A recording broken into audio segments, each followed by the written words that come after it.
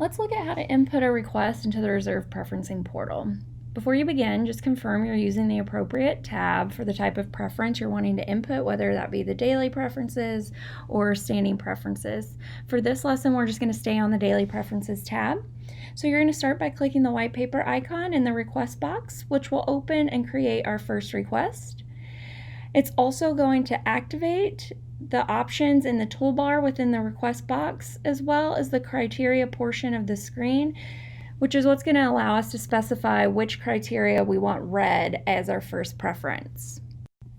So let's add a criteria to our first request. We'll use the same paper icon as before, only this time we're using the one in the criteria box versus the request box.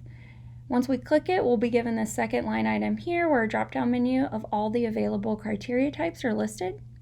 We're going to go over what each type means in a future video, but for now let's pretend we want a layover in Sydney. So we'll select layover city from the menu and type Sydney's 3-digit airport code, save that criteria, and now it's part of the criteria details list. And as Matt pointed out in the intro video, you can add up to 6 criteria under each request by repeating these steps, starting with clicking the paper icon in the criteria box. Once you finish putting in the criteria you want read for your first request, you're going to close and submit the request by clicking the big red submit button.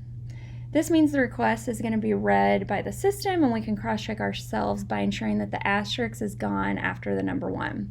As a little reminder, you have the opportunity to put in up to 10 requests for each preference type. Again, those are daily or standing. And to add an additional request, you'll repeat the previous steps covered, starting with the paper icon.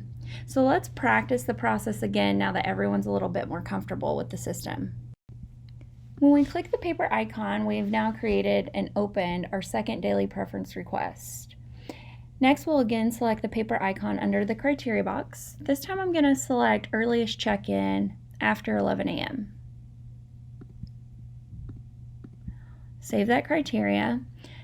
And then I'm going to add an additional criteria to limit the possible assignment matches.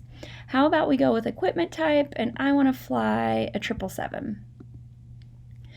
So with the criteria that's listed under our second request, we're telling the system we want any pairing that checks in no earlier than 11 a.m.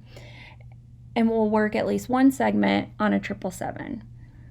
So then I'll finish this request by hitting the submit button again to close it, and I'll ensure that the asterisk is gone so that the request will also be read by the system.